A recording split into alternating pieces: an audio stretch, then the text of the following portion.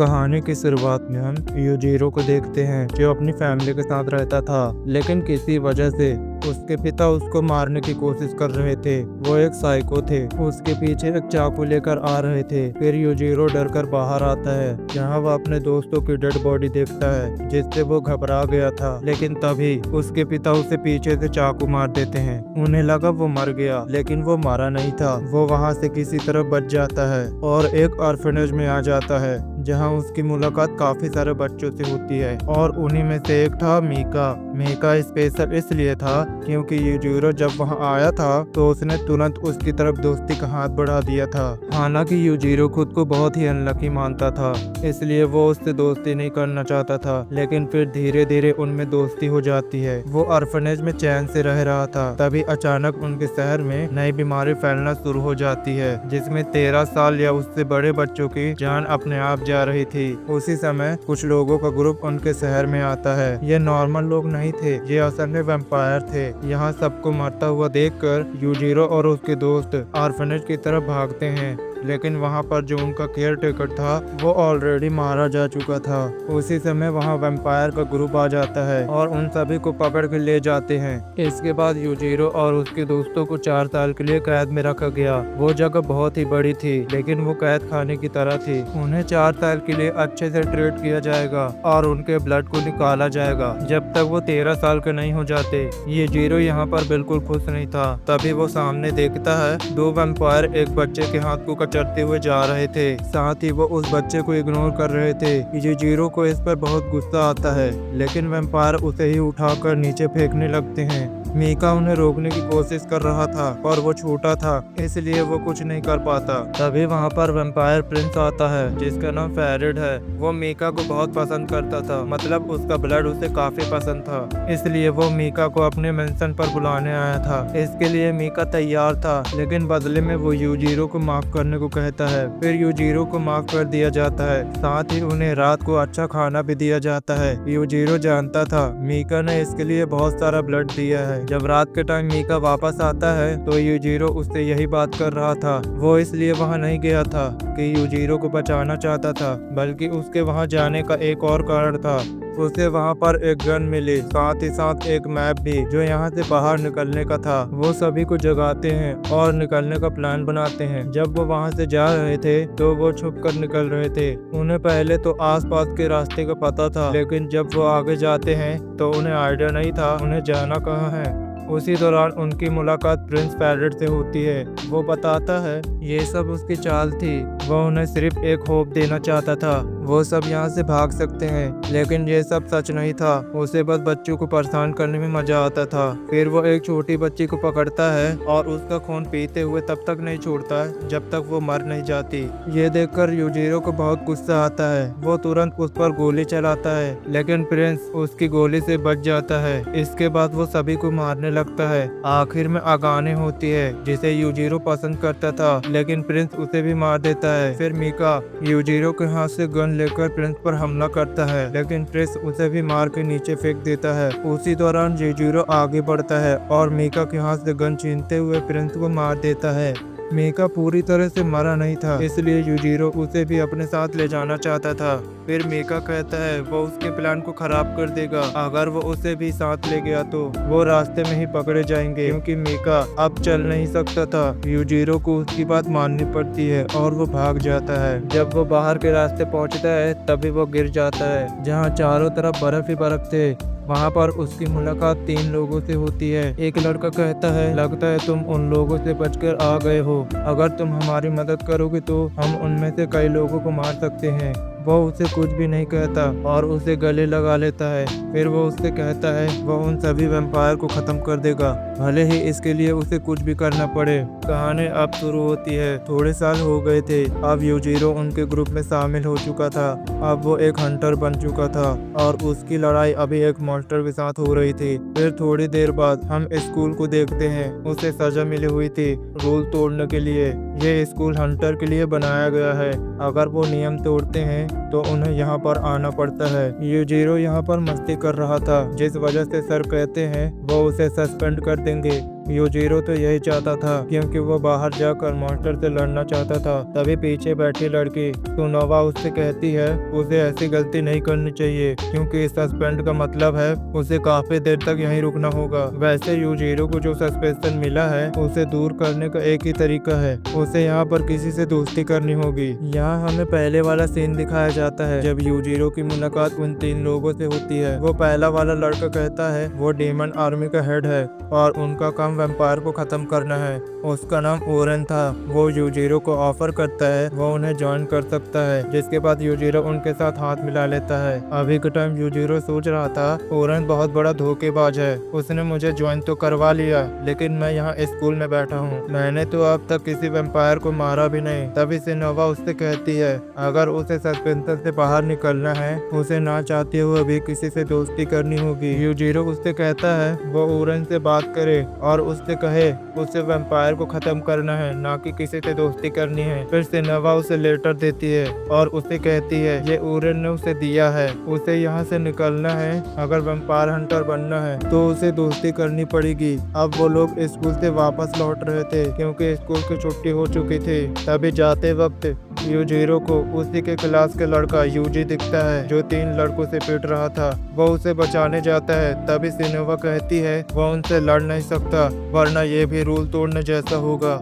इसी वजह से यूजिरो की भी पिटाई हो जाती है। फिर वो यूजी को ले आया था। वो पूछता है वो लड़के तुम्हें मार क्यों रहे थे। फिर वो बताता है वो डेमन आर्मी को ज्वाइन करना चाहता है और उसे वैम्पायर से लड़ना है क्योंकि वैम्पायर ने उसकी बहन को मार दिया था और वो उसका बदला लेना चाहता है, लेकिन वो कमजोर है इसलिए वो लड़के उसे मार रहे थे। यूजिरो कहता है तुम सच में कमजोर हो। लेकिन तभी उन्हें एक धमाके की आवाज आती है। उन्हें पता चलता है एक वैम्पायर वहां आ गई है। यूजिरो को ये अच्छा मौका लगता है, वो इस वैम्पायर को खत्म करेगा। इसी वजह से वो निकल पड़ता है। उसने कुछ वेपन छुपा रखे थे, वो वेपन को निकालता है और तुरंत क्लासरूम में आ जाता है क्योंकि उसे पता था वो उसे वहीं मिलेगी। वो वैम्पायर एक लड़की के ब्लड को पीने ही वाले थे और उसे जान से मारने ही वाले थे। तभी यूजिरो वहाँ आ जाता है और उस लड़की को बचा लेता है। वहाँ वो भी लड़का था जो यूजी को पीट रहा था और वो बहुत डरा हुआ था। यूजिरो उस वैम्पायर लड़की पर हमला करना शुरू करता है।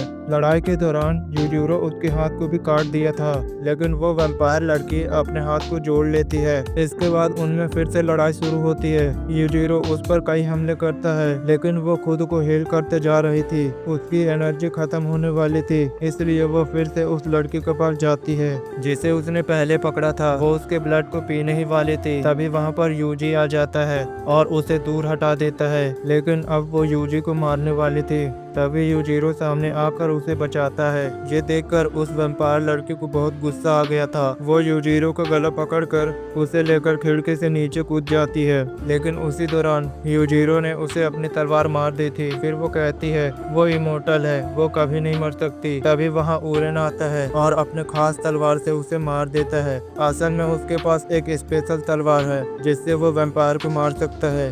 यहाँ यूजिरो उससे बोलता है वो उसे अपने साथ ले चले और ओरेन कहता है पहले उसे एक दोस्त बनाना होगा। उसी दौरान वहाँ यूजी आ जाता है जो छलांग लगाते हुए आ रहा था, जिससे वो आकर सीधा यूजिरो के ऊपर गिरता है और इससे वो बेहोश हो गया था। तभी सिनोवा वहाँ आकर ओरेन से कहती है वो यूजिरो का दोस्त बन चुका है, इसलिए ओरेन को अपना प्रॉमिस निभाना होगा। अगले सीन में हॉस्पिटल में वो बता रहे थे यूजिरो को डेमन आर्मी में ले लिया गया है और साथ ही साथ यूजी भी उसके साथ आ सकता है उसका दोस्त बनकर। अब अगले दिन यूजिरो फिर से स्कूल में था, जहां पर उसकी मुलाकात उसी लड़के से होती है जिसकी उसने जान बचाई थी। वो अभी उसे एक लेटर देने आई थी, लेकिन यूजिरो इससे पहले उस लेटर को पढ़े वो लड़की वहां से भाग जाती है। तभी वहां पर सिनोवा आती है जो कि उसे चिढ़ा रही थी। फिर यूजिरो कहता है अब मैंने डेमन आर्मी ज्वाइन कर ली है तो फिर मैं स्कूल में क्या कर रहा हूँ। सिनोवा बताती है तुम्हारी ट्रेनिंग अभी तक पूरी नहीं हुई है, तुम्हें अभी वैम्पायर के बारे में बताया जाएगा। तभी वो एक चाबी निकालती है जो कि एक डीमन था, वो डीमन एक वेपन में बदल जाता है। वो कहती है तुम्हें इसी तरह का वेपन मिलेगा। यूजीरो अपनी तलवार निकाल के उससे लड़ने को तैयार था। वो सोच रहा था वो उसके वेपन को छीन के वैम्पायर से लड़ सकता है। तब सिनोवा बताती है उसके वैम्पायर को कोई यूज नहीं कर सकता, क्योंकि उन्हें खुद के वेपन मिलते हैं जो उनके ऑर्डर को फॉलो करे और उनकी बात माने। लेकिन यूजीरो फिर भी उससे लड़ रहा था उसके स्ट्रेंथ को देखने के लिए। फिर यूजीरो को पता चलता है वो बहुत ही ज्यादा ताकतवर है और उसका कोई भी अटैक उस पे काम नहीं करता। यहाँ तक कि सिनोवा अपनी पूरी ताकत का इस्तेमाल भी नहीं कर रही थी। फिर थोड़ी देर बाद जब उनकी मुलाकात यामानागा से होती है, वो कहता है उन्हें उनकी हेल्प चाहिए और वो माफी भी मांग रहा था। असल में उनका तीसरा साथी वो एक चैम्बर में चला गया था। यहाँ पर सिनोवा यूजीरो को बताती है वो वही जगह है जहाँ वैम्पायर से लड़ने की ट्रेनिंग दी जाती है। वहाँ पर डीमन रहते हैं और वो जगह खतरनाक है, लेकिन यूजीरो नहीं सुनने वाला था। वो तुरंत वहाँ जाता है। सिनोवा उसे रोकते हुए कहती है यहाँ पर जो लोग पहले आ चुके हैं इनके पास डीमन की पावर है और वही यहाँ पर आ सकते हैं। अगर दूसरे लोग गए तो उन पर डीमन हावी हो जाएगा। और यही चीज यामानागा के दोस्त के साथ हुई थी, लेकिन फिर भी यूजीरो उस पर हमला करता है। वो उसके वेपन को लेने की कोशिश कर रहा था, क्योंकि ये वेपन वो खास वेपन है जिसके अंदर डीमन की पावर है। सिनोवा उसे ऐसा करने को मना करती है क्योंकि इससे यूजीरो डीमन के वश में आ जाएगा, पर वो उसकी बात नहीं मानता। वो तुरंत ही वहां पर जाता है और लड़ाई करते वक्त उस हथियार को ले लेता है। इसी दौरान वो पास्ट में आ चुका था जहां उसके ऑर्फनेज के सारे दोस्त थे। तभी मीका उससे कहता है वो उसे ऐसी पावर देगा जिससे वो हर वैम्पायर को मार पाएगा। लेकिन यूजीरो जानता था ये वो डीमन है, जिस वजह से यूजीरो उस ड्रीम को तोड़ देता है और वो वापस जाग गया था। सिनोवा और यूजी बहुत खुश थे कि यूजीरो पूरी तरह से ठीक है। यूजीरो कहता है क्या वो इस वेपन को ले सकता है। तब सिनोवा कहती है वेपन उन्हें पूरन तान करके देता है, पर यूजीरो ने अपनी काबिलियत साबित कर दी थी, इसलिए वो चैम्बर में आकर ट्रेनिंग कर सकता है। इसके बाद दूसरे शहर का सीन दिखाया जाता है जहाँ पर हम एक मॉन्स्टर को देखते हैं। वो लोगों पर हमला कर रहा था, लेकिन उसी वक्त वहाँ पर मीका पहुँचता है और उस मॉन्स्टर को मार देता है। हमें जानने को मिलता है मीका एक वैम्पायर बन चुका है। वहाँ पे और भी वैम्पायर आते हैं जो लोगों से कहते हैं वो उन्हें बचा सकते हैं अगर वो अपना खून दे तो। इस पे सारे लोग तैयार हो जाते हैं। वहीं एक छोटी बच्ची आती है जो मीका को अपना खून ऑफर करती है। मीका को उसे देखकर अपना पार्ट याद आ गया था। फिर हमें जानने को मिलता है जब यूजीरो वहाँ से भाग गया था तभी वहाँ पर 3 लोग आए थे जो कि मीका को खत्म करने वाले थे। लेकिन उसी दौरान वहाँ पर क्वीन कुरेन आती है। वो मीका को पड़ा हुआ देखती है। हालांकि मीका मरने वाला था, लेकिन वो कहती है उसे मीका चाहिए, इसी वजह से वो अपना खून उसे देती है। तब से मीका एक वैम्पायर बन गया था। फिर हम यूजीरो को देखते हैं वह स्कूल आ रहा था। उसी दौरान वो एक लड़के से टकराता है। वो लड़का इतने गुस्से वाला था वो तुरंत ही उसे एक पंच मार देता है। यूजीरो उसे जवाब नहीं देता। फिर यूजी और सिनोवा उससे पूछते हैं उसके चेहरे पर चोट कैसे लगी। वो बताता नहीं कि उसकी किसी के साथ फाइट हुई थी। फिर वो अपनी क्लास में जाता है जो उड़न लेने वाला था। यहाँ पर वो अपना स्पीच देता है और अपनी सीट पर जाता है, लेकिन वहाँ वही लड़का बैठा होता है जिसने यूजीरो को मारा था। अब यूजीरो को भी गुस्सा आ गया था, इस वजह से दोनों में फाइट होने लगती है। तभी उड़न उन्हें पीटते हुए वहाँ से दूर फेंक देता है और कहता है उन्हें क्लास में लड़ना नहीं चाहिए। फिर बाद में उनकी मुलाकात एक नए टीचर से होती है जो उनका एक टेस्ट ले रही थी। उन्हें 2 लोगों की टीम बनाकर रोबोटिक टाइप मॉन्स्टर से लड़ना है। यहाँ पर सभी की टीम बन जाती है, लेकिन यूजीरो को कोई नहीं मिला था और आखिर में किम ही बचा हुआ था। इसी वजह से उसे किम के साथ टीम बनानी पड़ती है। फाइट के दौरान किम को पता चलता है उसकी बहन की तबीयत बहुत खराब है, जो कि अभी अस्पताल में है। फिर भी वो फाइट पर ध्यान दे रहा था। तभी यूजीरो कहता है तुम पागल हो क्या, तुम्हें अभी वहाँ जाना चाहिए। अब अगले सीन में हम देखते हैं वो वहाँ पर पहुँच चुका था। डॉक्टर बताते हैं अभी उसकी सिस्टर ठीक है, लेकिन वो वायरस उसकी बॉडी पर हावी हो रहा है। बाद में यूजीरो और किम दोनों इस बारे में बात कर रहे थे, क्योंकि उनके हाथ बंधे हुए हैं इसलिए वो दूर नहीं जा सकते थे। आज उन्हें इसी तरह से हाथ बांध कर रहना होगा। फिर उन दोनों की दोस्ती हो जाती है। अगले सीन में हम देखते हैं यूजीरो के हाथ खुल चुके थे तो वहाँ पर आकर वो ओरन पर हमला कर देता है। वो उससे डिमांड करता है उसे एक वेपन चाहिए जो वैम्पायर को खत्म कर पाए। ओरन उससे कहता है ठीक है, वो उसे वेपन दे देगा। तभी अपने अटैक से यूजीरो को उसने बेहोश कर दिया था। यूजीरो जब वापस लौटता है तो उसे लगता है ओरन मजाक कर रहा है। तभी सुनोवा उससे बताती है ओरन कभी अपना प्रॉमिस नहीं तोड़ता। अगले दिन जब ओरन उनके क्लास में आता है तो यूजीरो अपने वेपन की डिमांड करता है और किम भी अपने वेपन की डिमांड कर रहा था। तभी ओरन उन्हें मारते हुए कहता है पहले उन्हें अपने गुस्से पर काम करना चाहिए। तभी ओरन टीचर से पूछता है क्या उनके हिसाब से कोई ऐसा है जिसे इस वेपन टेस्ट के लिए चुना जा सके। तो वो बताती है यूजी को चुना जा सकता है क्योंकि उस पर डीमन स्पिरिट का कोई भी असर नहीं होता। टेस्ट लेने के लिए ओरन ने अपनी तलवार नीचे रख दी थी। सभी बच्चे बेहोश हो जाते हैं और कुछ ही बच्चे खड़े थे जिसमें यूजी भी था। अब उन सभी को एक टेस्ट के लिए ले जाया जाता है। रास्ते में ओरन ये बात जानता था यूजी सच में कमजोर है क्योंकि उसे लड़ने का अनुभव नहीं है और वो डरता भी है। लेकिन इन डीमन को अपने वश में करना उसके लिए बहुत अच्छा होगा। अगर उसकी कभी वैम्पायर से फाइट होती है तो फिर वहाँ पर वो आ जाते हैं जहाँ उन्हें टेस्ट देना था। वहाँ बहुत सारे डीमन हेड लगे हुए थे। फिर ओरन उन्हें समझाता है अगर उन्होंने गलती की तो वो डीमन के वश में आ जाएंगे। जब वो टेस्ट दे रहे थे हम सबसे पहले यूजीरो को देखते हैं। वो डीमन के सामने खड़ा था। वो डीमन उससे कह रही थी वो उसे पावर दे सकती है लेकिन इसके लिए यूजीरो को उसके वश में आना होगा। इसके लिए वो मना कर देता है। अब डीमन उसे बांधकर उसे उसके दोस्त की ड्रीम दिखाती है जो कि उससे कह रहे थे अगर उसे स्ट्रॉन्ग बनना है तो उसे इस डीमन की बात मान लेनी चाहिए। लेकिन यूजीरो इस ड्रीम को तोड़ने में कामयाब रहता है। बाद में उसकी उस डीमन से मुलाकात होती है जिसका नाम सीरा मारू था। वो कहती है इतनी बात करने के बाद मैं तुम्हें लाइक करने लगी हूँ। मैं तुम्हें अपनी पावर दूंगी लेकिन एक शर्त पर कि जब भी तुम किसी वैम्पायर को देखोगे तो उसे तुम्हें खत्म करना होगा, चाहे वो कोई भी क्यों ना हो। इस पर यूजीरो कोई भी तकलीफ नहीं देता क्योंकि वो तो यही चाहता था इस दुनिया के सारे वैम्पायर मारे जाएं। फिर सोरा मारू कहती है ठीक है, अगर जब भी तुम वैम्पायर को मारने में नाकाम होगे तब मैं तुम्हारी बॉडी पर कब्जा कर लूंगी। यूजीरो इसके लिए मान जाता है। इसके बाद वो जाग गया था। इसके बाद उसकी मुलाकात किम से होती है जो पहले ही अपने डीमन स्पिरिट को वश में कर चुका था।